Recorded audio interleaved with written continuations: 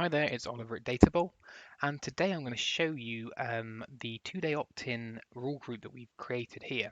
And this basically means you're not allowed to accept data in this campaign if the date was greater than a period of 2 days. So the configuration here has a value of period 2 days. This could be changed to months or years within the configuration. And what we're saying is if it doesn't match this rule, then we're going to reject the lead.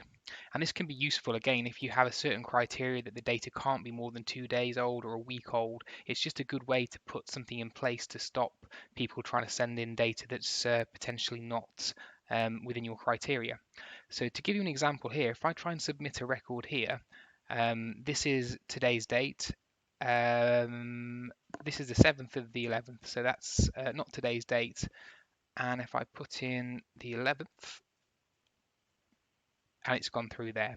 So again, it just shows you that you can apply some kind of a conditional logic here on the date of the opt-in to ensure that you only have the leads that are valid in your criteria.